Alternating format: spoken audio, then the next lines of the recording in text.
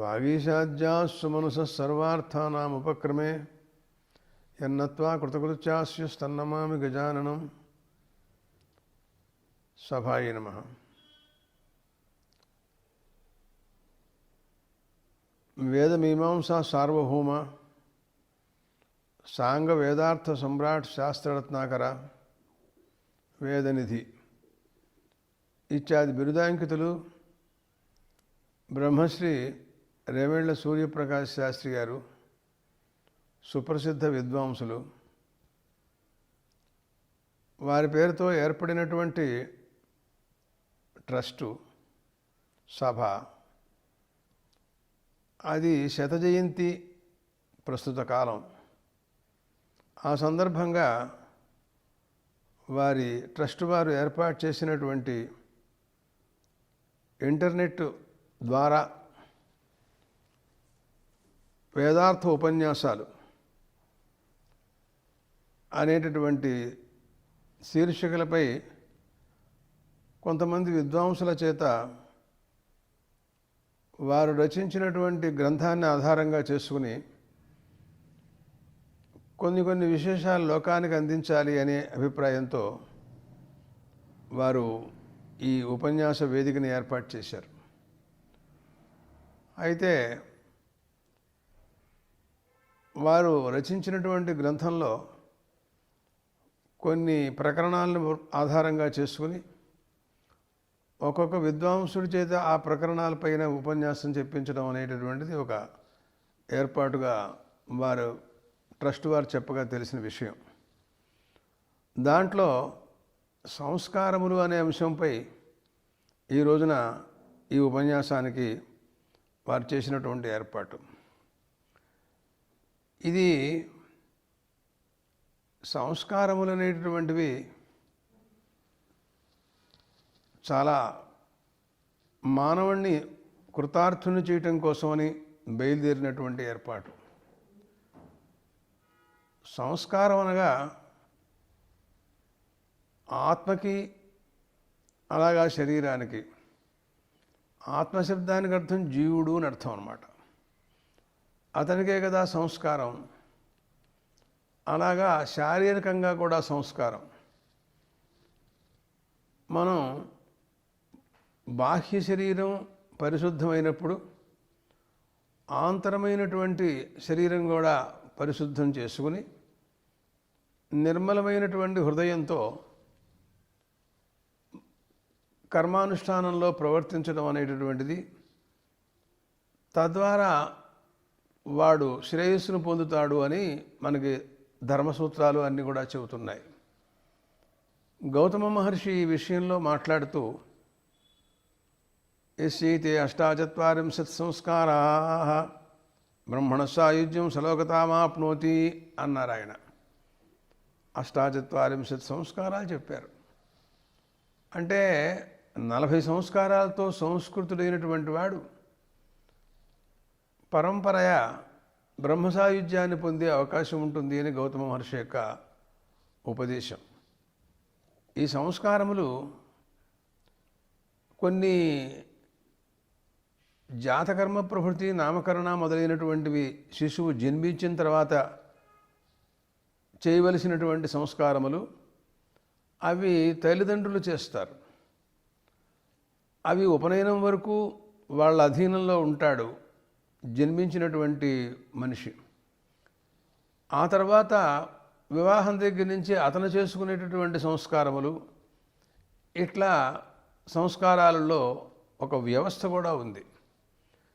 ఇది ఎట్లా ఉంటుండగా జన్మకి పూర్వంలో కూడా కొన్ని సంస్కారాలు నిషేకం, పుంసవనం, సీమంతం అనేటటువంటివి అవి తల్లి, తండ్రి, శిశువు వీళ్ళని అందరినీ కూడా సంస్కరింపజేసేటటువంటి సంస్కారాలు. ఎందుకంటే ఇతను తల్లిదండ్రుల యొక్క సంబంధం వలన జన్మిస్తాడు. వారు పవిత్రమైనప్పుడు వారి ద్వారా కలిగేటటువంటి సంతానం కూడా పవిత్రమవుతుంది. అప్పుడు కానీ అతనికి యోగ్యమైనటువంటి విద్య, తద్వారా యోగ్యమైనటువంటి భావాలు ఉత్తమ కర్మ, పుణ్యాచరణ ఇవన్నీ కూడాను అతనికి అప్పుడు కానీ లభించవు.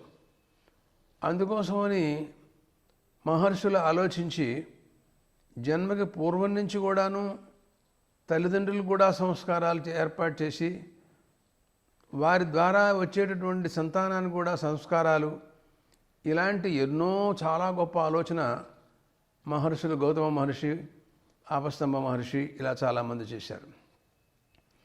వాటి వలన క్రమంగా బ్రహ్మ సాయుధ్యాన్ని పొందడానికి అవకాశం ఉంటుంది అని పర్యవసానం. అంటే ఈ లోపల ఒక్కొక్క సంస్కారానికి ఒక్కొక్క ప్రయోజనాలు అనేటటువంటివి సహజంగా ఉంటాయి. అదే కాకుండా మొత్తం మీద చెప్పవలసినటువంటి సారాంశం మాట ఏమిటి అంటే బ్రహ్మ సాయుధ్యం. దానికి ముందుగా వీళ్ళు జాతకర్మ చేస్తున్నాడు తండ్రి కుమారుడికి అంటే, గర్భంలో ఉన్నప్పుడు తల్లికి సంబంధించినటువంటి ఆ ప్రదేశంలో పనికిరానటువంటి ఉదకం పానం చేయటం కానీ, అక్కడ ఉండటం అనేటటువంటిది ఒకనొక స్థానం సరైనటువంటిది కాదు కనుక ఇలాంటి వాటి వల్ల కలిగేటటువంటి దోషాలన్నింటినీ పోగొట్టడం ప్రధాన లక్ష్యంగా జాతకర్మలో మనం జాతకర్మ ప్రారంభించినప్పుడు సంకల్పం చెప్పినప్పుడు ఇవన్నీ కూడా చెప్పిస్తారు. అట్లా నామకరణ, లోక వ్యవహారం కోసమని ఆయుర్వర్చో యశో బల అభివృద్ధిర్థం నామధాస్యావహే అని అంటూ తల్లిదండ్రులు కుమారుడికి నామకరణం చేస్తారు. దానివలన ఆ పిల్లాడి ఆయుర్భాగ్యం, వర్చస్సు, కీర్తి, బలము అవన్నీ కూడా లభించాలని ఇంకా అనేకం ప్రయోజనాలు కూడా మంత్రాలలో ఉంటాయి. తర్వాత అన్నప్రాశన అనేటటువంటిది కూడాను ప్రధానంగా ఆయుష్కాముడు, ఆయుర్భాగ్య సిద్ధ్యర్థం అని అంటూ కొన్ని మంత్రాలు, అపాంతౌషధి నాగంవ్ర సంప్రాశయామి అనే మంత్రాలతో అన్నప్రాశన చేయిస్తారు. ఇలాగా ఒక్కొక్క సంస్కారానికి చాలా ప్రత్యేకం మంత్ర విధానం, ఏ మంత్రం చేత ఏ రకంగా ఆ సంస్కారం చేయాలనేటటువంటిది ఆపస్తంభ ఆశ్వరాయనాది మహర్షుల యొక్క వాళ్ళ సూత్రాల యొక్క విధానములు ఇవన్నీ కూడా చాలా గొప్పగా ఉన్నాయి. అయితే రాను క్రమక్రమంగా యుగధర్మాన్ని పురస్కరించుకొని అవి ఇంచుమించుగా లోపించాయేమో అని చెప్పవచ్చు. అలా ఉంది. ఇప్పుడు ప్రస్తుత కాలంలో ఈ సంస్కారములన్నింటినీ కలిపి ఒకేసారి ఉపనయన కాలంలో చేయటం అనేది జరుగుతోంది. చాలా తక్కువ సమయంలో చేసేస్తున్నారు. ఉపనయన ముహూర్తం ప్రాతకాలంలో 8 గంటలకో ఉందనుకోండి, దానికే టైం సరిపోదు. ఇవన్నీ కూడా ఎట్లా చేస్తారు? దానికి ఇంకా ఏదో తెల్లవారుజామున లేచి చెయ్యాలి. అది నిజంగా కాలమా, అవునా కాదా అనేటటువంటి విచారణ ఎంతో అవసరమై ఉంటుంది. సమాధానాలు లభించడం చాలా కష్టం. కానీ మానవుల యొక్క ప్రవృత్తి ఏదో అలా నడుస్తోంది. శాస్త్రం పట్ల పెద్దగా వారికి విశ్వాసం లేకపోవటం, మరి ఏ కారణమో నాకైతే తెలియదు. అవన్నీ కూడాను ఆ ప్రాచీన సంప్రదాయాలు చాలా వరకు లోపించిపోయినాయి. సరే, ఇకపోతే వివాహం ఒకటి, ఉపనయనం ఒకటి, ఈ రెండు సంస్కారాలు ఓ మాదిరిగా కొంతవరకు లోకంలో అక్కడక్కడ జరుగుతూ ఉండడం కద్దు చూస్తున్నాం మనం. ఈ ఉపనయన సంస్కారం అనేటటువంటిది చాలా ముఖ్యమైనటువంటి సంస్కారాల్లో మొదటిది అని అంగీకరించాలి మనం.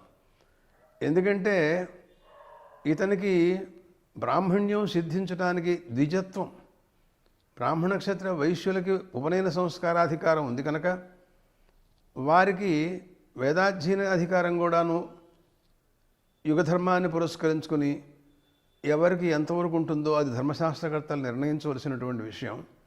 మొత్తం మీద కొన్ని యుగాల్లో అందరికీ కూడా అధికారం ఉంది కనుక అసలు ఏ యుగంలో క్షత్రియులు ఉన్నారా లేరా ఇలాంటి చర్చలన్నీ ప్రస్తుతం మనం పెట్టుకున్నట్లయితే ఆ ధర్మశాస్త్రాన్ని వివరించడం కానీ వ్యాఖ్యానించడం కానీ చేసినట్లయితే మనం ఈ సంస్కారాల గురించి ఉపన్యాసం తగ్గిపోతుంది.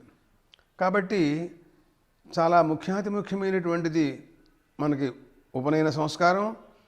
దీనికి కాలాన్ని గురించి విచారణ చేస్తూ మహర్షులు అన్న మాటలు ఏమిటి అంటే, గర్భాష్టమేషు బ్రాహ్మణము పునజీత గర్భైకాదశేషు రాజన్యం గర్భద్వాదశేషు వైశ్యం అనంటూ గర్భాష్టమం మరీ 7 సంవత్సరాలు 8 సంవత్సరాలు అట్లా పెట్టారు. అలా క్రమక్రమంగా ఒక ఏడాది అటు ఇటుగా మిగతా వాళ్ళకి క్షత్రియులకి వైశ్యులు కూడాను వారు ఏర్పాటు చేశారు. ఆ సమయంలో చేయవలసినటువంటిది ఉపనయనానికి ముఖ్య కాలంగా శాస్త్రకర్తలు చెప్పిన నిర్ణయం అది. కానీ ఇప్పుడు అది అలా జరుగుతోందా అని అంటే చాలా తక్కువ. ఎవరో మహాత్ములు కొద్దిమంది చేస్తున్నారు. కొంతమంది వివాహాంగంగా, కొంతమంది ఏదో, దాని గురించి ఎందుకు మనం ప్రత్యేకంగా వ్యాఖ్యానం అనవసరం. సరే, ఇంతకీ ఈ ఉపనయనం అనేటటువంటిది ప్రధానంగా వేదాధ్యయనం అధికార సిద్ధి లభించడం కోసమని చేస్తున్నట్టుగా మనకు కనపడుతోంది. గాయత్రీ మంత్రోపదేశం దీనికి ముఖ్యమైనటువంటిది లక్షణం. ఆ సంస్కారంలో గాయత్రీ ఉపదేశం చేయడం అనేది జరుగుతుంది. అది మంత్రరాజం.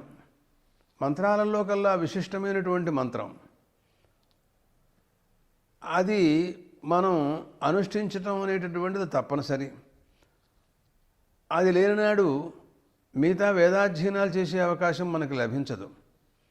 అందుకోసమని ద్విజత్వ సంపాదన, వేదాధ్యయన అధికారం, ఇంకా ఈ తర్వాత జరగవలసినటువంటి వివాహాది సంస్కారములకు ఇది ముందుగా కారణంగాను, ఇట్లా అనేక ప్రయోజనాలను సంతరింపజేసుకుంటూ ఈ ఉపనయన సంస్కారం ఏర్పడి ఉందన్నమాట అని చెప్పాలి మనం.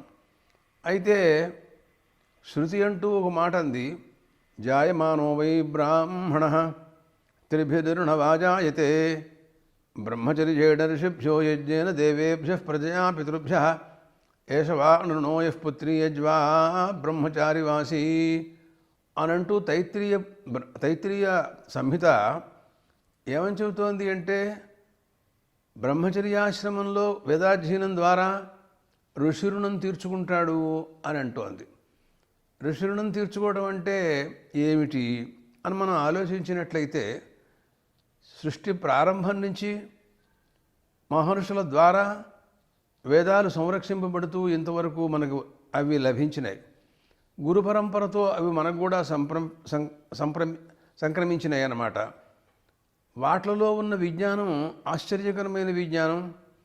మానవుల యొక్క నడవడి, శ్రేయస్సు, ప్రేయస్సు ఇవన్నీ కూడాను వాళ్ళకి ఎలా లభిస్తాయి, వారు ఏ మార్గంలో కృతార్థులవుతారు, ఇది కర్తవ్యాలు ఏమిటి, అకర్తవ్యాలు ఏమిటి, ధర్మం ఏది, అధర్మం ఏది, ఇలాంటి నిర్ణయాలన్నీ చేయవలసిందంతా కూడా నిర్ణయాలన్నీ వేదాధీనంలో ఉంటాయి. అటువంటి దివ్య విజ్ఞాన రాశి వేదాలంటే మామూలుది కాదు. అటువంటివన్నీ ఆ మహర్షులు మనకి చాలా శ్రమపడి వాటిని రక్షిస్తూ ఇంతవరకు మనకి ఇచ్చారు. వాళ్ళకి మనం కృతజ్ఞులమై ఉండాలి. వాళ్ళకి మనకి ఇచ్చినటువంటి విజ్ఞానానికి మనం ఏదైనా కృతజ్ఞత చెప్పాలి కదా. ఏం చెబుతాం? వాళ్ళు ఇప్పుడు ఉన్నారా? వాళ్ళకి ఏదైనా సత్కారాలు పెడతావా? ఏమీ లేదు. కానీ ఇప్పుడు మనం ఏం చేయవలసింది ఉంటుందంటే, వాళ్ళకు రుణపడి ఉంటాం కాబట్టి వాళ్ళ రుణం తీర్చుకోవడం కోసమని మళ్ళీ మనం కూడా వారు చెప్పిన వేదాలను అధ్యయనం చేస్తే ఋషి రుణం తీరుతుందంతే.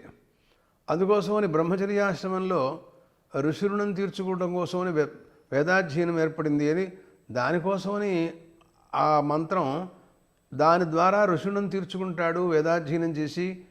ఆ వేదాధ్యయనానికి అధికారం రావాలంటే ఉపనయన సంస్కారం కావాలి అని చెప్పింది. ఆ తర్వాత ఉపనయన సంస్కారం అయితే కానీ వివాహం చేసుకునే అవకాశం లేదు. ఆ వివాహం వలన దేవతలకి అలాగే పితృదేవతలకి వాళ్ళ యొక్క రుణం తీర్చుకోవడం అనేది వివాహ సంస్కారం ద్వారా జరుగుతుంది. ఎందుకనంటే భార్యా సంబంధం వల్లనే సర్వకర్మల యందు అధికారం కలిగి ఉంటాడు. ఆ కర్మల్లో దేవతలకు ఆవిర్భాగాలు ఇచ్చి తద్వారా వారి రుణం కూడా మనం తీర్చుకున్న వాళ్ళం అవుతాం. సంతానాన్ని పొంది పితృరుణం కూడా తీర్చుకున్న వాళ్ళం అవుతాం. దేవతాలోకం అనేది ఈ జగచ్చక్రాన్ని అంతటినీ నడిపిస్తోంది. వారి అనుగ్రహం లేనిదే ఈ యుగంలో మనం అన్నోదకాలు లేవు, బతకలేము. కాబట్టి వారికి ఎంతైనా మనం రుణపడి ఉంటాం. దానికోసమని వివాహ సంస్కారం మనకి చాలా అత్యవసరమయ్యింది. దానికి పూర్వరంగంగా ఉపనయనం లేనిదే వివాహమే కాదు కాబట్టి అట్లా ఈ రకంగా మరి పితృరుణం కానీ దేవతారుణం కానీ మరి ఋషిరుణం కానీ తీర్చుకోవడం అనేది ఇవన్నీ కూడా తప్పనిసరిగా ఉంటాయి కనుక వీటిల్లో ప్రప్రథమంలో మనకి ఈ ఉపనయన సంస్కారం తప్పనిసరిగా మనం తీసుకోవాల్సి ఉంటాం. దీంట్లో ప్రధానమైనటువంటిది గాయత్రీ మంత్రోపదేశం. చాలా విలువైనటువంటి మంత్రం అది. అదే ప్రపంచంలో మంత్ర రాజం అని దానికి పేరు. దీనికి అనేక నియమాలతో ఈ ఉపనయన సంస్కారం జరుగుతూ ఉంటుంది. ఇతనికి ఆ మంత్రం చెప్పినప్పుడు ఆ మంత్రం శ్రోత్రేంద్రియం ద్వారా లోపలికి ఉపదేశం ద్వారా లోపలికి పెడుతుంది. దాన్ని మనం గొప్పగా ప్రశంసిస్తూ మంత్రాలు కూడా ఇలా అంటాయి. ఆ ఉపదేశం పొందిన తర్వాత అతను ఏమంటాడంటే, ఆ వటువు చిన్నవాడే, 8 సంవత్సరాలు అలాంటి వయసులో ఉంటాడు. అవృధమసౌ సౌమ్య ప్రాణస్వం మే గోపాయ అని అతను చెవులు రెండింటినీ కూడాను ఇలా నొక్కి పట్టుకుంటాడు. అంటే అతనికి గాయత్రీ మంత్రం శ్రవణేంద్రియం ద్వారా లోపలికి వెళ్ళింది. మనం మంత్రాలన్నీ వింటమే కదా. శృతి అని పేరు మంత్ర వేదానికి. అంటే శ్రవణేంద్రియం ద్వారా నువ్వు గురువు వలన వినాలి, కానీ నేనేదో పుస్తకం చూసి చదువుకుంటాను అంటానికి అవకాశం లేదు. ఆ రకంగా లోపలికి వెడితే ఆ మంత్రం దాన్ని ఒక ధనంగా మనం భావిస్తున్నాం. మనకి ముఖ్యమైనటువంటి ధనం ఏమిటి అంటే ఈ మంత్రరాజమే. మంత్రాలు చెప్పేటటువంటి వేదాలే మనకి ముఖ్యమైనటువంటి ధనం. ఎందుకంటే వస్తుతః ఆలోచిస్తే మంత్రం కానీ, తద్వారా తర్వాత వ్యాఖ్యాన రూపంగా శాస్త్రాలు కానీ, ఆ తర్వాత వచ్చినటువంటి ఇంకా విజ్ఞానం కానీ, ఏదైనా చదువుకుంటే విజ్ఞానవంతుడైతే వాడి తర్వాత ధనాన్ని ఆర్జిస్తాడు. విజ్ఞానమే లేనివాడికి ప్రపంచంలో ధనార్జన ఎలా కుదురుతుందో అసలు. మనం తర్వాత ధనాన్ని సమృద్ధిగా పొందుతున్నాము అంటే అదంతా కూడా విజ్ఞానం వల్లనే మనం పొందుతున్నామని లోకంలో అందరికీ తెలిసిన విషయం. ఇది మనం ప్రత్యేకంగా చెప్పక్కర్లేదు. అది వైదిక విజ్ఞానం కావచ్చు, లేకపోతే శాస్త్రీయమైన విజ్ఞానం కావచ్చు, ఇంకా అంతకంటే భౌతిక విజ్ఞానం కావచ్చు, ఇంకా ఏదైనా విజ్ఞానాలు కావచ్చు. లోకంలో ఏదైనా ప్రస్తుత కాలంలో రాజ్యతంత్రంలో నడుస్తూ ఉండేటువంటి విధానాలు, అనేక రకాల విద్యలు, 1 కాదు 2 కాదు, అవన్నీ కూడాను ఆ విద్యల్లో ఆరితేరిన వారు లోకంలో రాణిస్తూ ఉంటారు. తద్వారా వారికి ధనం లభిస్తూ ఉంటుంది. కనుక ఇది ఒక ధనానికి మూలధనం అన్నమాట. ప్రధానమైన ధనం ఇదే అని మనకు ప్రధానమైంది అనమాట. అందుకనే మనకు వేదాలు అంటూ ఉంటాయి, రిచస్సామ నిజజూగుంషి సాహి శ్రీరమృతా సతాం అని అంటాయి. మనకి మహాత్ముల యొక్క ఐశ్వర్యం ఏమిటి అంటే ఋగ్వేదం, యజుర్వేదం, సామవేదం. ఇదే మన సంపద. ఇది అమృతశ్రీ అనేది అనమాట. ఇది నశించేది కాదు. మనం గురువు వలన మనం ఈ విజ్ఞానాన్ని పొందాం. మన లోపల వేదాధ్యయనం ఉంది. మంత్రరాజం అంతా కూడా లోపల మనం తెలుసు. ఎప్పుడు కావాలంటే అప్పుడు దాన్ని మనం చెప్తూ ఉంటాం. కానీ ఇది అలాగా లోపల ఉండే ధనం కానీ పోయేది కాదు. అందువల్లనే అమృతమైంది. దీని ద్వారా తర్వాత నువ్వు ఏదైనా సంపాదించావనుకో, ఇహలోకంలో నీకు ఏదో ఉపభోగ సాధనమైనటువంటి ధనం ఏదైనా ఆర్జించింది ఉందనుకో, అది ఎవరైనా దొంగలు పట్టుకుపోవచ్చు, ఏదైనా జరగచ్చు, అది పోవచ్చు. అది మృతశ్రీ. కానీ ఇది మాత్రం ఎక్కడికి పోయేది కాదు. అమృతానికి కారణం. అమృతమైనటువంటి మోక్షానికి కూడా విద్యే కారణం కదా. మానవుడు విద్య వల్లనే అమృతాన్ని, మోక్షాన్ని కూడా పొందుతాడు. ఇహలోక భోగాలు పరలోక భోగాలే కాకుండా మోక్షానికి కూడా సాధనమైనటువంటిది ఈ అధ్యాత్మ విద్య, ఈ వేద విద్య అంతా కూడా అలాంటిది. అందువలన అటువంటి విద్యల కల్లా ప్రధానమైనటువంటిది మంత్రం గాయత్రి మంత్రం కనుక అది ఇప్పుడు నేను పొందాను. వారికి ఉపదేశం జరిగింది. అప్పుడంటాడు, నేను అవృధం అంటాడు, నేను వృద్ధి పొందానన్నాడు. మంత్రరాజం ద్వారా, విజ్ఞానం ద్వారా వృద్ధి పొందాడు. మనిషి వృద్ధి పొందడం అనేది వృద్ధి, అభివృద్ధి, గౌరవం, మర్యాదలు, హోదా ఇవన్నీ దేనివల్ల వస్తున్నాయి? మానవుడికి విద్య వల్ల వస్తాయి. కాబట్టి నేను వృద్ధి పొందాను అని చెప్పుకుంటున్నాడు ఆ పిల్లాడు. హే సౌమ్య, ఓ అంతరాత్మ, పరమాత్మ లోపల పరమాత్మతో మాట్లాడుతున్నాడు. నీ లోపల ఉంది, ఇది మనస్సులో లోపల ప్రవేశించి ఉంది ఈ మంత్రం. ఓహో, చాలా విలువైన మంత్రం, మంత్రాల్లో కల్లా మంత్రం. దీని గురించి మాట్లాడుతూ మనుస్మృతిలో మనుగారు అన్నారు, త్రిభ్యేవతు వేదేభ్య పాదం పాదమదూదుహత్ అన్నాడైన. 3 వేదాల్లోంచి పితికి సారాంశం తీసుకొచ్చినటువంటి మంత్రం అన్నాడైన. అంటే ఋగ్వేద, యజుర్వేద, సామవేదాలు అట సారాంశమే ఈ మంత్రం అన్నమాట దానికి అర్థం. అలాంటిది కనుక నేను దాన్ని బయటికి వెళ్ళిపోకుండా అని చెవులతో బిగించుకుని అలా ఉంటాడు. ఆ తర్వాత మాట్లాడుతూ అంటాడు, అతనికి ఒకనొక పలాశదండ ఒకటి ఇస్తారు ఆ పిల్లాడికి. దాన్ని పట్టుకుంటాడు. అది పలాశదండం బ్రాహ్మణులకు పలాశదండం అని, క్షత్రియులకు మరొకటి, ఇట్లా వర్ణభేదేన వృక్షభేదాలు, ఆ సమిధ భేదాలు కూడా, శాఖాభేదాలు కూడా ఉంటూ ఉంటాయి. ప్రధానంగా పలాశ వృక్షం పట్ల వేదాలలో అనేక చోట్ల వర్ణనలు చాలా గొప్పగా ఉన్నాయి. దాంట్లో ఏం కనపడుతోంది అంటే అతను అంటాడు, శుశ్రవ శుశ్రవ సమ్మాకురు యథాత్వగం శుశ్రవ శుశ్రవ అసి ఏవమహగం శుశ్రవ శుశ్రవ భూయాసం యథాత్వగం శుశ్రవ శుశ్రవో దేవానాం నిధిగోపోసి ఏవమహం బ్రాహ్మణానాం బ్రహ్మణో నిధిగోపో భూయాసం అంటాడు. దాన్ని సంబోధించి మాట్లాడుతున్నాడు ఆ పలాశ వృక్షంతో, నువ్వు మంచి చెవులు కలదానివి అన్నాడు. అదేమిటి అలా అంటున్నాడు అంటే, ఒకప్పుడు దేవతలందరూ ఆ వృక్షం కింద కూర్చుని వేదాంత విచారం చేశారట, అది విందిట. వేదాంత విచారం ఎవరు వింటారో, ఎవరు శ్రవణం చేస్తారో వాళ్ళ శ్రోత్రాలు పవిత్రమైనవి, చాలా గొప్పవి కదా. అంత తేలికైంది కాదు వేదాంత శ్రవణం అంటే, చాలా గొప్పది కదా. నన్ను కూడా మంచి చెవులు కల వాడినిగా చేయవలసిందిగా కోరుతున్నాను అని ఆ దండంతో అంటున్నాడు. అంటాడు, నువ్వు దేవానాం నిధిగోప్త అన్నాడు. ఈ పలాశ వృక్షం ఉంటే అది దేవతల యజ్ఞయాగాది కర్మానుష్ఠానాలు ద్వారా దేవతలకు ఆవిర్భాగాలు ఇవ్వటం అనేది, ఈ సమిధల ద్వారా సమిధలను అగ్నిలో వేసి తద్వారా దేవతలకు ఆవిర్భాగాలు ఇవ్వటం, ఇవన్నీ జరుగుతూ ఉంటూ ఉంటాయి. ఇది లేకపోతే దేవతల్ని మనం ఆరాధించే అవకాశం లేదు. వాళ్ళ యొక్క యజ్ఞములు వాళ్ళ నిధి. దేవానాం నిధి అంటే యజ్ఞం అన్నమాట. ఆ యజ్ఞములు ఈ సమిధుల ద్వారా జరగవలసి ఉంటుంది. అలాగా అంటే వాళ్ళు కేవలం సమిధులే కాక కొన్ని పాత్ర విశేషాలు, యస్య పర్ణమయీ జుహూర్భవతి అనంటాయి వేదాలు. నా పాపగ్గు శ్లోకము శృణోతి.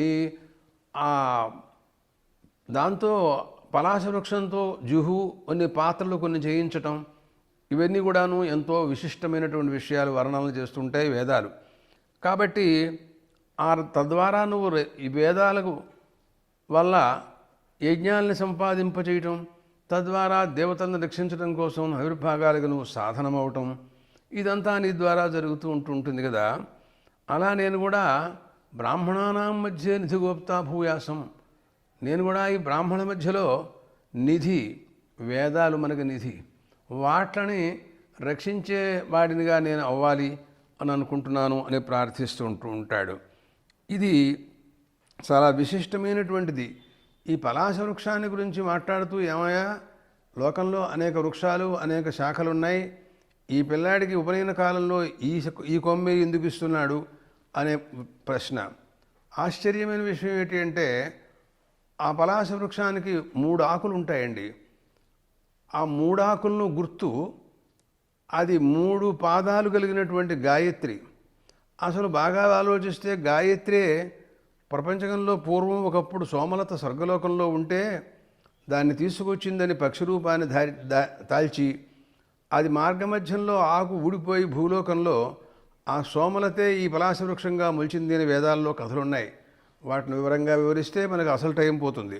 కాబట్టి ఇప్పుడు ఆ గాయత్రి ఈ పలాశ వృక్షాన్ని తీసుకొచ్చింది కాబట్టి గుర్తుగా 3 ఆకులు మనకు కనపడుతున్నాయి. అదే అంటుంది వేదం, గాయత్రో వై పర్ణ గాయత్రా పశవ తస్మాత్ త్రీణి పర్ణస్య పలాశాని త్రిపదా గాయత్రి అని అంటుందండి. దీనికి 3 ఆకులు గుర్తు. సహజంగా చూస్తూనే ఉంటాం, 3 ఆకులే ఉంటాయి. అలా ఉన్నప్పుడు 3 పాదాలతో ఉంటుంది గాయత్రి. ఇది గాయత్రి తీసుకొచ్చిందండి. గాయత్రి ఛందస్సు ఒకప్పుడు పక్షి రూపాన్ని దాల్చి స్వర్గలోకంలోంచి ఆ సోమలతను తీసుకొచ్చేటప్పుడు ఆకు ఊడిపోయి భూలోకంలో ఈ పలాశ వృక్షంగా మొలిచింది కాబట్టి ఆ గాయత్రి మంత్రానికి 3 పాదాలు ఉన్నాయి కాబట్టి అది కూడా 3 ఆకులతో సృష్టిలో భూలోకంలో పుట్టిందని వర్ణనల్ని వేదాల్లో ఉన్నాయి మనకి. కాబట్టి ఈ కొమ్మను వాడు పుచ్చుకుంటున్నాడు అంటే నాకు ఇప్పుడే గాయత్రి మంత్రోపదేశం జరిగింది.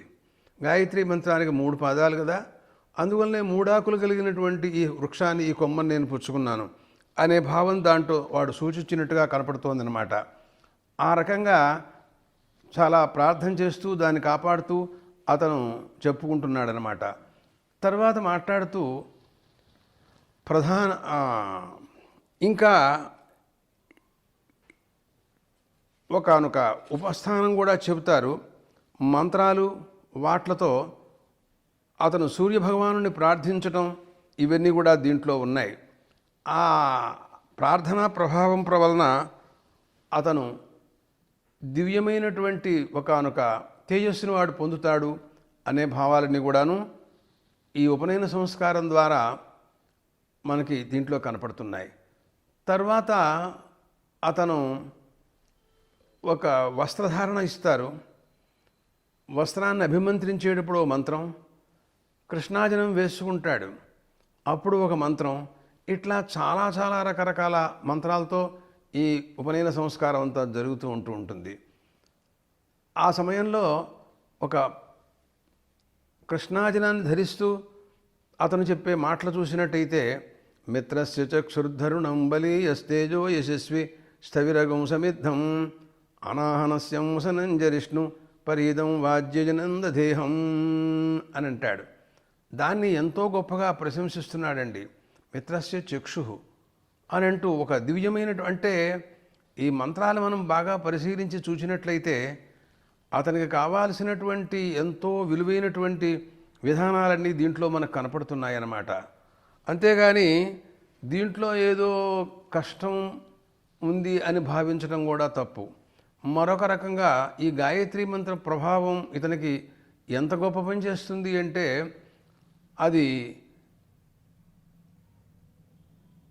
సూర్యభగవాను రోజు ఉదయిస్తూ ఉంటే రాక్షసులు అతన్ని రానివ్వకుండా ప్రతి అడుగడుగునా కూడా ఇబ్బందులు పెడుతూ చాలా బాధ పెడుతూ ఉంటారు.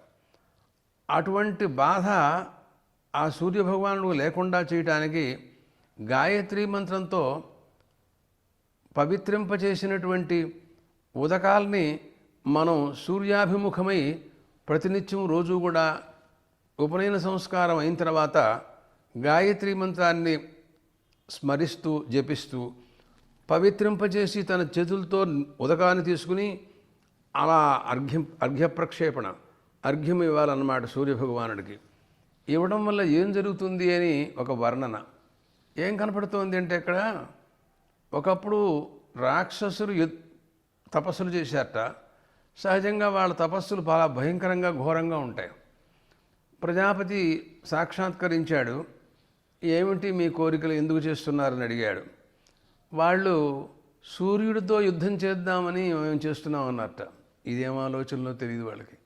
సరే, ఈయన ఇవ్వకపోతే ఈయన ఊరుకోరు వాళ్ళు. మళ్ళీ తపస్సు చేసి లోకాలన్నీ కూడాను తల్లకిందులు చేస్తారు. సరే, అట్లాగే ఇస్తున్నాడు. అప్పుడు వాళ్ళని ఎట్లాగైనా సూర్యుడితో యుద్ధం చేయనివ్వకుండా మనం మరొక రకమైనటువంటి ప్రయత్నాంతరం చేద్దాము అని ప్రజాపతి ఆలోచించారు. ఆలోచించి ఏం చేశారంటే, గాయత్రి మంత్రంతో పవిత్రింపచేసిన నీళ్లు అలాగా వేసినట్లయితే వాళ్ళు ఆయన ఇబ్బంది పెట్టకుండా వాళ్ళు అవతలకు వెళ్ళిపోతారు. ఆ ప్రయత్నంతో ఈ యుద్ధాన్ని నివారించవచ్చు అని ఆలోచించారు. అది మంత్రాల్లో కనపడుతోంది. తదుహవా ఏతే బ్రహ్మవాదినః పూర్వాభిముఖా సంధ్యాయాం గాయత్ర్యాభిమంత్రిత ఆప ఊర్ధ్వం విక్షిపంతి తా ఏతా ఆపో వజ్రీభూత్వా తాని రక్షాగం సమందేహారుణే ద్వీపే ప్రక్షిపంతి యత్ప్రదక్షిణం ప్రక్రమంతి తేన పాప్మానమవధూన్వంతి అని అంటుందండి. వాళ్ళుట బ్రహ్మవేత్తలందరూ వేదార్థవేత్తలందరూ కూడా చెప్పిన మాటలు ఏమిటంటే, తదుహవా ఏతే బ్రహ్మవాదినః పూర్వాభిముఖా. సూర్యుడు ప్రాతకాలంలో తూర్పు దిక్కును ఉదయిస్తాడు. అప్పుడు వాళ్ళు గాయత్రీ మంత్రంతో ఉదకం తీసుకుని ఆ నీళ్లు కనుక వాళ్ళకి వేసినట్లయితే అవి ఏతా ఆపో వజ్రీభూత్వా, గాయత్రీ మంత్ర ప్రభావం చేత ఆ నీళ్లు వజ్రాయుధాలైపోతాయిటండి. మామూలు నీళ్ళే, కానీ ఆ మంత్ర ప్రభావం చేత అది వజ్రతుల్యాలు. వజ్రం వేసి దేవేంద్రుడు శత్రువుని సంహరిస్తాడని పురాణాల్లో వింటూ ఉంటాం మనం. అట్లా వీళ్ళు కూడా అవి నీళ్ళట ఎగరవేస్తే ఒక్కొక్కటి వజ్రాయుధాలు అయిపోయి ఏతా ఆపో వజ్రీభూత్వా నిరక్షాగం సుమందేహారుణే ద్వీపే ప్రక్షిపంతి. వాళ్ళకి ఆరుణ ద్వీపం అని ఒక చోటు ఉంది రాక్షసులకి.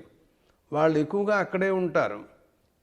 వాళ్ళని ఈ ఉదకాలు గాయత్రీ మంత్రంతో పవిత్రమై వజ్రాయుధమైనటువంటివి ఇవి తోసేస్తాయి వాటిని అవతల పక్కకి. వాళ్ళు వెళ్ళి ఎక్కడో వాళ్ళ చోట్లలో వెళ్ళి పడిపోతారంతే. అప్పుడు సూర్యభగవానుడు మామూలుగా హాయిగా బయటకు వచ్చేస్తాడనమాట అనంటూ ఒక విధానం కూడా ఏర్పాటు చేసి బ్రహ్మదేవుడు వాళ్ళని తరిమి కొట్టడానికి బయటికి పంపించడానికి సూర్యుడు సులువుగా ఇబ్బంది లేకుండా నిర్బాధంగా ఉదయించడానికి సంచరించడానికి ఈ ఆలోచన అంతా చేశారు. అది మనకి గాయత్రీ మంత్రం తెలిస్తే, అది ఉపదేశం అయితే, ఉపనయన సంస్కారం అంటూ జరిగితే ఇదంతా నడుస్తుంది. అంటే ఇంచుమించుగా ఈ గాయత్రీ మంత్రోపదేశం, ఈ ఉపనయన సంస్కారం వల్ల పొందినటువంటి వాడు జగచ్చక్రాన్ని వీడు కాపాడటానికి మనకొస్తాడనమాట. దానికి అర్థం అనమాట. అంటే ఏమిటి జగచ్చక్రాన్ని వీడు కాపాడటం అంటే గాయత్రీ మంత్ర ప్రభావం చేత ఉదకాలను వజ్రంగా చేసి ఆ రాక్షసులు యుద్ధం చేయడానికి వచ్చినటువంటి రాక్షసుల్ని అవతల పక్కకు తోసేయటమే. ఆయన మామూలుగా సూర్యభగవానుడు వస్తాడు. తెలుసుగా మీకు, సూర్యుడు వచ్చాడంటే లోకమంతా చైతన్యవంతమవుతుంది. తర్వాత క్రమక్రమంగా అన్నోదకాలు, వృష్టి, వర్షం మొత్తం అంతా కూడా సూర్యభగవానుడి వల్ల జరగాలి. ఆ వర్ణనలన్నీ వేదాల్లో మనకు కనపడుతున్నాయి. అందువలన అలాంటి విధానం అంతా కూడా మనకి దీనివల్ల మనకు కలుగుతుంది. ఇలాంటి ప్రయోజనాలు 1, 2 కాదు, చాలా ఇలాంటి ఉపనయన సంస్కారం వల్ల మనకు వచ్చేటటువంటివన్నీ కూడాను మనకున్నాయి. ఇకపోతే ఇంకా మనం చాలా విశేషాలు మాట్లాడాల్సి ఉంది, కానీ మనం అనుకున్న సమయంలో తగ్గించి మాట్లాడటం జరుగుతోంది. అలాగా వివాహ సంస్కారం కూడా చాలా గొప్పది అనుకున్నాం మనం. దేవతారుణం తీరాలి, పితృరుణం తీరాలి అంటే వివాహ సంస్కారం చాలా ముఖ్యాతి ముఖ్యం. అసలు ఈ వివాహ సంస్కారం అనేది లేకపోయినట్లయితే మానవుడు ఈ దేవతా అనుగ్రహానికి, లోకచక్రానికి ఉపకరించే విధానం, యజ్ఞయాగాది కర్మానుష్ఠానాలు చేయటానికి కానీ, భార్యా సంబంధం వలన ఈ ఉపకారం అంతా చేయటం అనేది వాడికి సాధ్యమవుతుంది, కానీ ఎవరికి కూడా సాధ్యం కాదు. అటువంటిది వివాహ సంస్కారం. ఒకానొక యోగ్యమైనటువంటి కన్యకతో ఇతను వివాహం చేసుకుంటాడు. చేసుకున్నప్పుడు కొన్ని ఏదైనా ఆమెకు సంబంధించి ఏదైనా దోషాలు కానీ అటువంటివి కానీ ఉన్నట్లయితే సంతానం కలగడంలో ఏదైనా ప్రతిబంధకాలు ఉంటాయేమోనని వీటి కోసమని మహర్షులు చాలా ఆలోచించి కొన్ని మంత్రాల ద్వారా వాటినన్నిటినీ కూడాను నివారణ చేసే ఉపాయాలన్నీ కూడా వాళ్ళు చెబుతారు. అక్కడంటారు, ఆ పిల్లకి నెత్తి మీద శిరస్సు పైన తస్యా శిరసి దర్భేణ్వన్నిధాయ అని ఒకనొక దర్భతో తయారు చేసినటువంటి ఒక చుట్టలాగా చేసినటువంటి దాన్ని ఉంచి ఒక కాడి తీసుకొచ్చి ఆ రంధ్రముల ద్వారా స్వర్ణోదకాన్ని ఆమె మీద కొన్ని మంత్రాలతో చెబుతూ హిరణ్యవర్ణ శుచయ పావకాహ అని కొన్ని మంత్రాలతో నీళ్లు పోస్తారు. అంటే అర్థం ఏంటి అంటే అది బంగారం చాలా విలువైనటువంటిది, అది తేజస్సు. ఆయుర్వై హిరణ్యం, అలాగే ఆయుష్య ఏవైనమభ్యతిక్షరంతి తేజో వై హిరణ్యం వర్చో వై హిరణ్యం అంటూ హిరణ్యాన్ని గొప్పగా ప్రశంసిస్తూ ఉంటాయి వేదాలు. అంటే ఆ కుమార్తెకు, ఆ వధువుకి తేజస్సు, వర్చస్సు, కాంతి, ఏదైనా దోషాలుంటే పోవటం, ఇవన్నీ కూడా దానివల్ల జరగాలి అని వాళ్ళ అభిప్రాయం అన్నమాట. కథావృత్తాంతం కూడా ఇమిడి మంత్రాల్లో కనపడుతోంది. అక్కడంటారు, ఆమె ఆ ఉదకం అలా పోసే సమయంలో చెబుతూ అపాలామింద్రత్రిః పూర్త్వ్యకరత్ సూర్యవర్చసం శంతే హిరణ్యగుంశము సంత్వా పశ్యంతే మేధీ భవతు సంయుగస్య తృద్మా శంత ఆపశ్యత పవిత్రా భవంతు అని అంటారు. అంటే ఆ ఉదకాలలా పోస్తూ ఉంటే నీకు వర్చస్సు, కాంతి ఇవన్నీ కలుగాగా అంటూ ఒక అపాలా వృత్తాంతాన్ని కూడా సూచించారు. అపాల అనే ఒక ఆమె ఉండేదిట. అంటే ఆ మాటలోనే ఆమెకు వివాహం కాలేదు అనే మాట కనపడుతోంది. నవిద్యతే పాలహ పాలకః యస్యాస్స. కాబట్టి అటువంటి ఆమెకు ఎంతకాలమైనా వివాహం జరగటం లేదు. కారణమేమిటి అంటే ఆమె శరీరానికి ఏదో కూడనటువంటి రోగం, శ్వేత కుష్ఠు లాంటి ఏదో దోషం ఉంది అని వ్యాఖ్యాతలు రాస్తారు. అది మనం సహజంగా అక్కడక్కడ చూస్తుంటుంటాం కొంతమంది దగ్గర. అటువంటి పరిస్థితుల్లో వివాహం జరగటం లేదు. తెలుసు ఆమెకు ఏం చేస్తే జరుగుతుంది అని బాగా అందరినీ కనుక్కొని తెలుసుకుని పురాణాలు వింటూ ఆమె ఉంటోంది. దేవేంద్రుడు అనుగ్రహించినట్టయితే జరుగుతుంది అని నిర్ణయించుకుంది. ఆయన్ని ఎలా స్వాధీనపరచుకోవటం, ఆయన అనుగ్రహం మనకి ఎలా కలుగుతుంది అంటే ఆయన దేవతా రాట్, ఆయన యజ్ఞాల్లో ఎప్పుడు కూడాను ఆవిర్భాగాలు పుచ్చుకోవటానికి వస్తూ ఉంటుంటాడు. ఆయన సోమరస ప్రియుడు అని తెలుసుకుంది ఆ అమ్మాయి. ఓహో, ఆయనకి సోమరసం ఇచ్చినట్టయితే ఆయన అనుగ్రహం మనకు కలుగుతుంది అనుకుంది. కానీ ఒక్కతి తను ఎలా ఇస్తుంది? భర్తతో యజ్ఞయాగాది కర్మానుష్ఠానాలు చేయాలి కదా, వివాహమే లేదు కదా, ఆలోచిస్తోంది.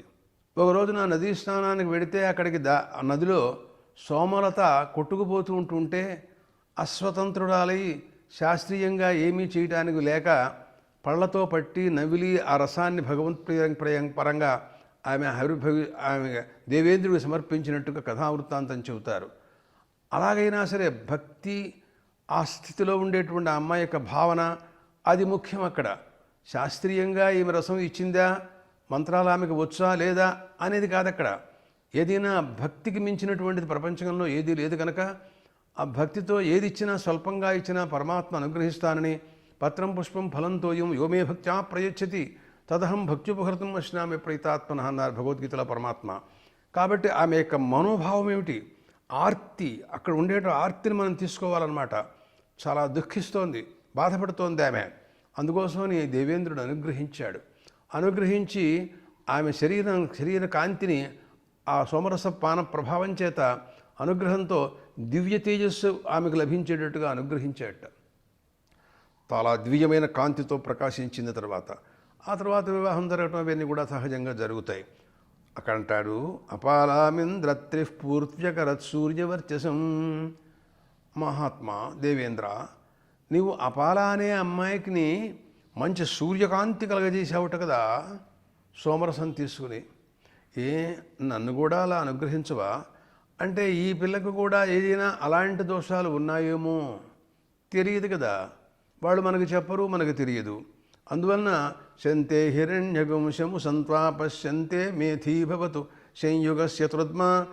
ఈ స్వర్ణోదకం ఉంది, ఇది ఆ రకంగా నీకు దివ్య కాంతిని తేజస్సును ఇచ్చుగాక, ఈ మంత్ర ప్రభావం చేత అది నీకు జరుగుగాక అని అంటూ వధువుకి మీద వరుడు ఈ రకంగా నీళ్లు పోయటం అనేటటువంటిది ఒక ఆచారం, ఒక మంత్రాలు, మహర్షులు, మంత్ర ప్రభావము ఇవన్నీ కూడా మనకు వేదాల్లో మనకు వివాహ సందర్భంలో మనకు కనపడుతున్నాయన్నమాట. అంటే అలాంటి ప్రభావం కూడా, మంత్ర ప్రభావం చేత అలాంటి స్థితి కూడా లభిస్తుంది అని మనం గ్రహించాలి. మరొక రహస్యం కూడాను, ఇప్పుడు ఎంతో ఆలోచిస్తున్నారు వివాహాల కోసమని, కానీ కొన్ని విషయాల్లో మనకు కొన్ని విషయాలు అందక తర్వాత విషయాలు తెలిసి కొన్ని ఇబ్బందులు పడుతూ చాలా చికాకులు అనుభవిస్తున్నట్టుగా లోకంలో మనం చూస్తున్నాం.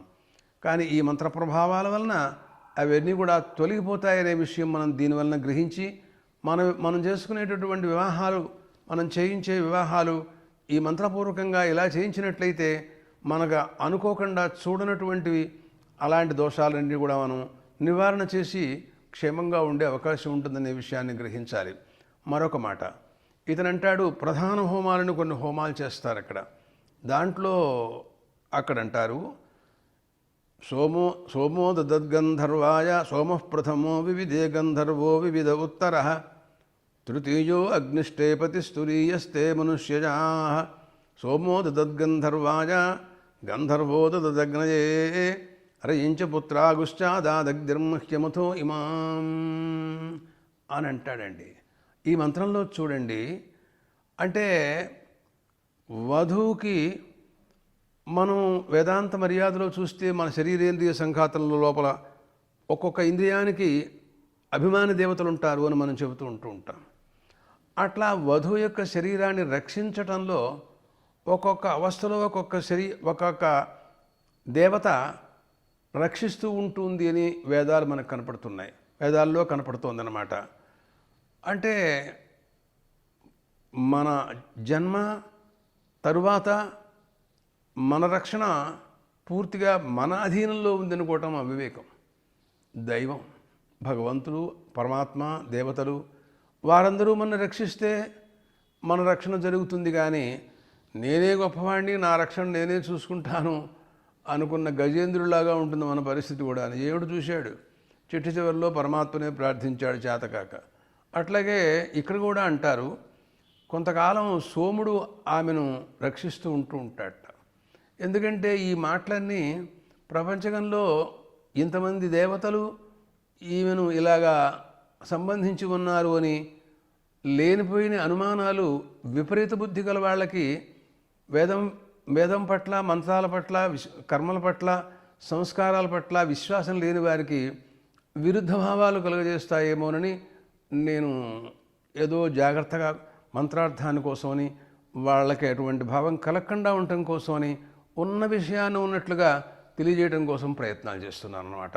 ఎందుకంటే సోముడు ఆమెను రక్షిస్తాడట. చల్లగా ఉంటుంది బాల్యంలో శరీరం. సోముడు చంద్రుడు చల్లగా ఉంటాడు కదా. సోమ ప్రథమో వివిధే గంధర్వో వివిధ ఉత్తర. అప్పుడు అతను కొంతకాలం ఆమెను పరిపాలించి ఆ తర్వాత గంధర్వుడికి ఒక లావణ్యం వచ్చినప్పుడు గంధర్వుడికి నువ్వు రక్షించవయ్యా అని చెప్పి అనుగ్రహిస్తాడట. రక్షకులుగా పైన ఉంటారు వాళ్ళు అన్నమాట. దానికి అర్థం తెలియలా. అంటే అది ఒకనొక లావణ్యం. విశ్వావసు అనే గంధర్వుడు అని వాళ్ళు పేరు చెబుతారు. ఆ విశ్వావసు అనే గంధర్వుడు చాలా గొప్పవాడు. అతను ఈ దంపతులకు ఉభయులకి కూడాను అవిచ్ఛిన్నమైనటువంటి ప్రీతిని, అనురాగాన్ని వాళ్ళు ఆయన ఇస్తాడు అని ఒక గంధర్వ స్థాపనని చెబుతారు. ఒక భార్యాభర్తల ఆ వధూవరుల యొక్క మధ్యలో ఈ గంధర్వుడిని ఒక ఆవాహన చేసి అక్కడ ఉంచుతారు. తయో శ్రేయామంతరేణ గంధండో గంధలిప్తో వాససా సూత్రేణ వా పరివీతస్తిష్టతి. మూడు రాత్రులు వాళ్ళ మధ్యలో ఆ గంధర్వుణ్ణి ఉంచుతారు. వివాహం 4వ రోజు తర్వాత శేషహోమం జరగటం, ఇవన్నీ కూడా ప్రాచీన కాలం నుంచి జరుగుతున్నటువంటి విషయాలు. మన వాళ్ళు ఇప్పుడు ఇదంతా ఎందుకు అనవసరం అనే భావంతో మాట్లాడుకుంటున్నారు. ఈ విషయాన్ని మనం కొంచెం మీరు జాగ్రత్తగా విన్నట్లయితే దీని అవసరం ఏమిటో మీకు తెలుస్తుంది. లోకంలో వివాహాలు జరుగుతూనే ఉన్నాయి. ఎవరికి వాళ్ళు భావాలు కలవక వ్యతిరేక ధోరణిలో ఉంటుండడం మనకు తెలుసు. దాని గురించి మనం ప్రత్యేకంగా వ్యాఖ్యానం అనవసరం. కానీ ఇక్కడ ఉండే రహస్యం మీరు గ్రహించినట్లయితే ఈ సోముడు అనేటటువంటి విశ్వావసు అనే గంధర్వుడు ఇతన్ని వీళ్ళిద్దరి మధ్యలో అట్టిపెట్టి అతను ఏం చేస్తాడంటే వీళ్ళిద్దరికీ అవిచ్ఛిన్నమైన గాఢానురాగాన్ని, ప్రేమానురాగాల్ని సృష్టిస్తాడట. తెలియలా. తయో శ్రేయామంతరేణ దండో గంధలిప్తో వాససా సూత్రేణ వా పరివీతస్తిష్టతి. 4వ రోజు దాకా అది అట్టి పెడతారు. అంటే వాళ్ళిద్దరికీ అలాంటి అనురాగం పూర్తిగా కలుగుతుందన్నమాట దానికి అర్థం. ఆ తర్వాత వాళ్ళకి విపరీత భావాలు, ఇప్పుడు మనం చూస్తున్నటువంటి భావాలు కలిగే అవకాశాలు వాళ్ళకు ఉండవే. అది ఆ గంధర్వుడి యొక్క అనుగ్రహం వలన. అలాంటి గంధర్వుని రక్షించమని ఇప్పుడు ఈ సోముడు చెప్పాడు. ఆ తర్వాత కొంతకాలం రక్షించిన తర్వాత అగ్నిని నువ్వు రక్షించవయ్యా అని ఆ తర్వాత ఆయనకి ఇచ్చాడట. అప్పచెప్పాడు, రక్షించమని అప్పచెప్పాడనమాట. అప్పచెబితే అతనికి రక్షిస్తూ తర్వాత ఈ వివాహ కాలంలో అగ్ని ద్వారా ఈ వరుడు ఈ అమ్మాయిని వివాహం చేసుకుంటూ రక్షకుడుగా, పతి, ఆ భర్తకి పేరు పతి అని పేరు, అంటే రక్షకుడు అని దానికి అర్థం అన్నమాట. ఇతను రక్షిస్తాడు యౌవనంలో ఉన్నప్పుడు. ఆ తర్వాత మళ్ళీ కుమారుడు వచ్చిన తర్వాత మళ్ళీ వార్ధకంలో కుమారుడు రక్షకుడుగా ఉండి రక్షిస్తాడు. ఇట్లా ఎప్పుడు ఎవరో ఒకరు ఆమెను అలా రక్షిస్తూ కాపాడుతూనే ఉంటున్నారు వాళ్ళు. ఇప్పటి వరకు కూడా శాస్త్రీయంగా వేదాలలో సోముడు రక్షిస్తున్నాడా, బాల్యంలో రక్షించాడా, తర్వాత గంధర్వుడు రక్షించాడా ఆ తర్వాత అనే విషయాలు మనకు తెలియకపోవచ్చు, కానీ మనం మామూలుగా ఒక మంత్రం, ఒక మనుస్మృతి శ్లోకం కూడా మనం చదువుతుంటూ ఉంటాం. అది పితా రక్షతి కౌమారే, భర్త రక్షతి యౌవనే, పుత్రస్తు స్థావిరే భావే, న స్త్రీ స్వాతంత్ర్యమర్హతి అని ఒక శ్లోకం. కానీ ఈ శ్లోకం ప్రపంచంలో కటువుగా ఉంటుంది. ఎవరికి ఇష్టం కనపట్టల్లా. ఇష్టం కనపడకపోవటమే కానీ జరిగేదేం లేదు. ఇది ఎలా ఉండాలో అలాగే జరుగుతుంది. వీళ్ళు మాత్రం దాన్ని అంగీకరించరు. అది వాళ్ళ దురదృష్టం. అంతకంటే దానికి వ్యాఖ్యానం లేదు. అంటే బాల్యంలో తండ్రి కాపాడాడు, తర్వాత భర్త చేతిలో పెట్టాడు. భర్త యౌవనంలో ఉన్నప్పుడు అతను కాపాడాడు. అతను పెద్దవాడుగా ఉంటాడు కాబట్టి అతనికి స్వాతంత్ర్యం లేనప్పుడు కుమారుడు తర్వాత కాపాడాడు అని నా స్త్రీ స్వాతంత్ర్యమర్హతి అని చివరిలో ఒక మాట అన్నారు. అది వీళ్ళకి ఇష్టం లేకుండా కనపడుతుంది ఈ రోజుల్లో.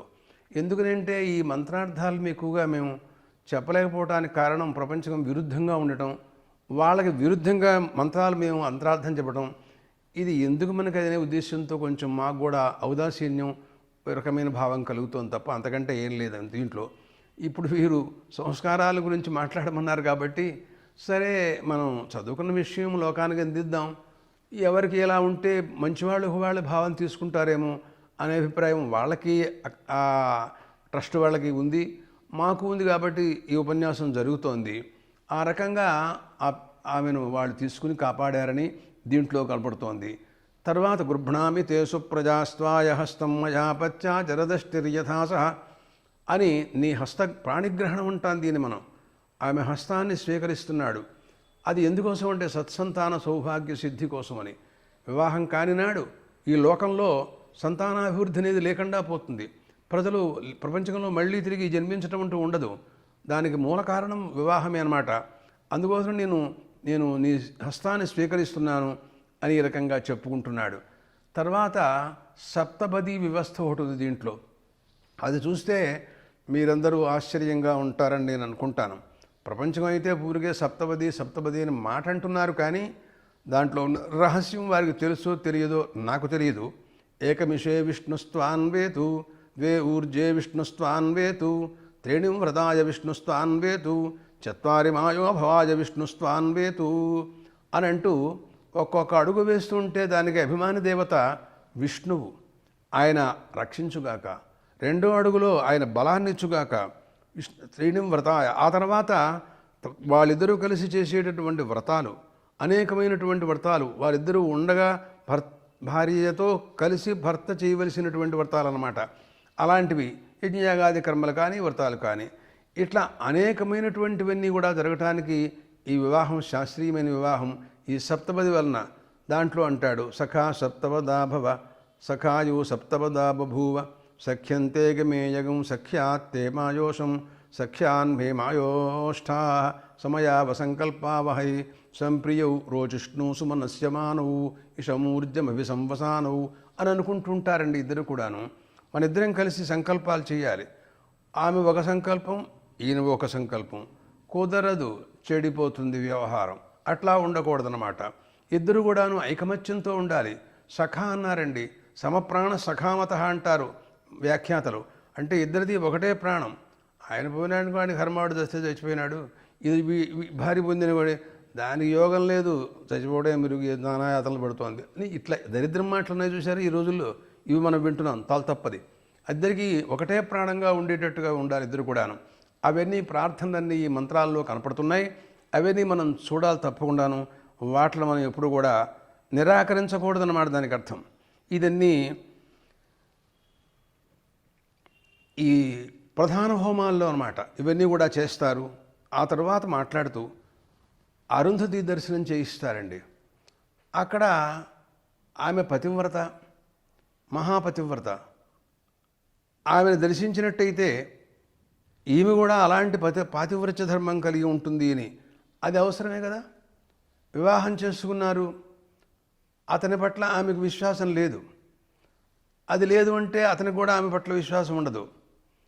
సంవత్సరం కాలేదు డైవర్స్, మళ్ళీ విడిపోవటం. ఏమిటి కర్మలు?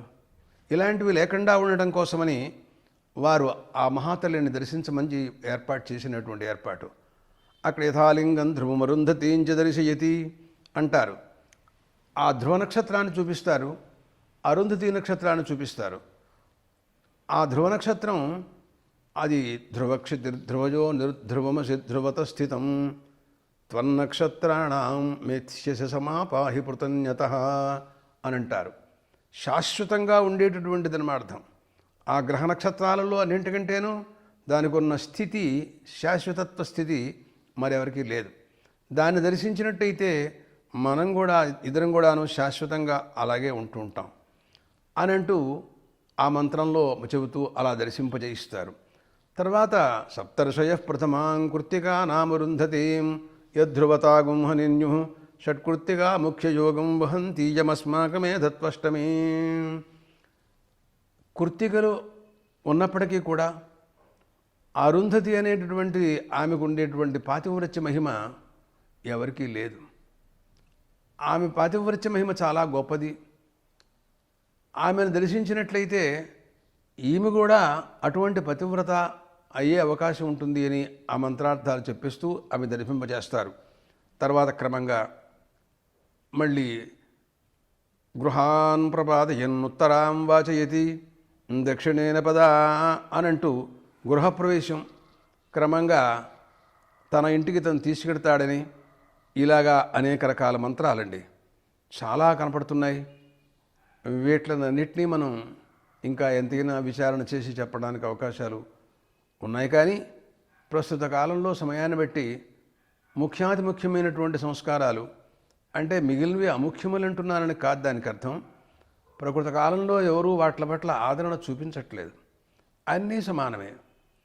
ఏది లేకపోయినా నన్ను అడిగితే బాగా ఆలోచిస్తే ఒక సంస్కారానికి పూర్వోత్తర భావాల్లో కార్యకారణ భావం ఉంటుంది. ఆ సంస్కారం అయితే కానీ ఈ సంస్కారం అవటానికి లేదు. ఉపనయన సంస్కారమే కాలేదు, వాడు వివాహం చేసుకుంటానంటే చేసుకునేవాడు చేసుకుంటున్నాడు. ఉపనయనం కూడా ముందు జరగాల, ఓహో నాకు తెలియదండి వివాహం అయిపోయిందండి నాకు అనేవాడు కూడా ఉన్నాడు. ఇప్పుడు ఏం ఆ వివాహమో అది ఫలప్రదం అవుతుందో కాదో భగవంతుడే చెప్పాలి ఈ విషయంలో. కాబట్టి అన్ని సంస్కారములు గొప్పవే. సీతే అష్టాచత్వారింశత్ సంస్కారా బ్రహ్మణ సాయుధ్యం సలోకతామాప్నోతి అని గౌతమ మహర్షి అన్నారు. అటువంటి వాటల్లో కొద్దో గొప్ప కొన్ని విషయాలు లోకానికి సంస్కారాల గురించి అందే అవకాశం లభించినందుకు సంతోషం. స్వస్తి.